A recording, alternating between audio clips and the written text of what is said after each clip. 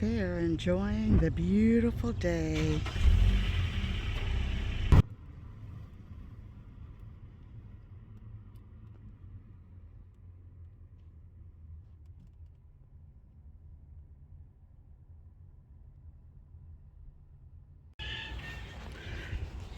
Well, the stuff that we've tried around the garden, several things now, and nothing is keeping the groundhog away.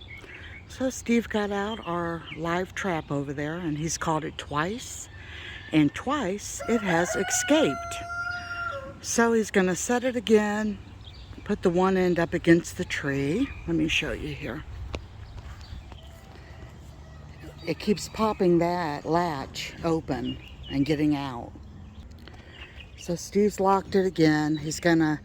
I told him, I said, might be a good idea to get a tote out of the basement. We've got some empty ones so that when it is caught and he sees that it's caught again, because it's been twice already, it's escaped, he could set that in the tote and then we could take the whole thing out into the country and drop it off.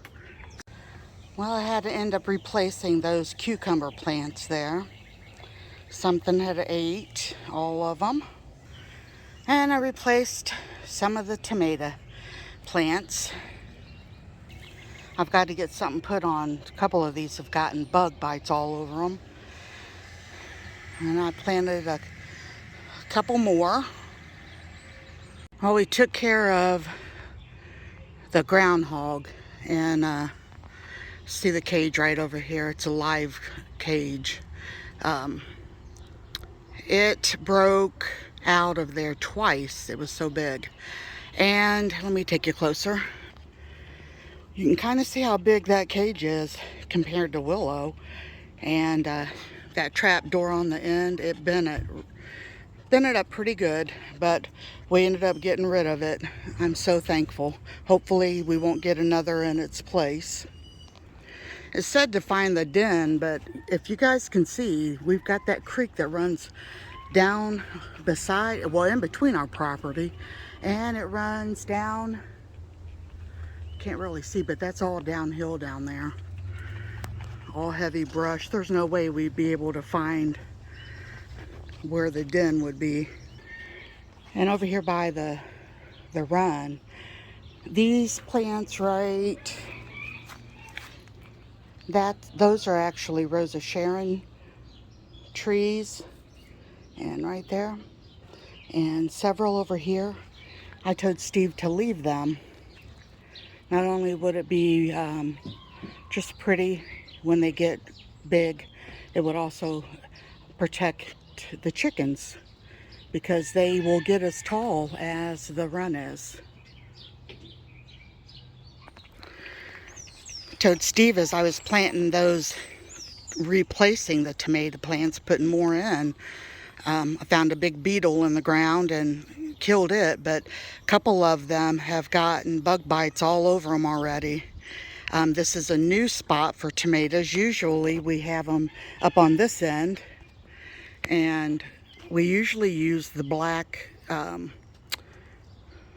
landscaping cloth. And we're not using it this year because we're trying different things. Down over in this edge is where we're putting the Three Sisters. But this grass in here, I have hoed that I don't know how many times, and the grass just keeps coming up.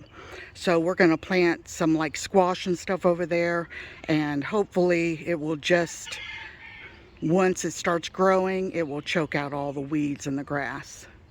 Well, Steve's replanting some of the watermelon plants. And I replanted, like I said, the tomatoes, well, some of them. And then also cucumbers. It ate all my cucumbers. So aggravating when you spend money on something and then have to go out and do it again. I couldn't do very many. It's real hot today. What's the temperature today, babe? Well, a while ago it was 84, but it felt like 88. So Yeah, there's no wind. I'm just going to dig this one up. Yeah, go ahead. But if there was wind, it would probably help it feel cooler. Yeah. Willow's up there relaxing. Tulips are gone. Just about gone. All right, there's the asparagus. That's how tall it is. And we're just gonna let it do its thing this year. The other ones haven't come up yet.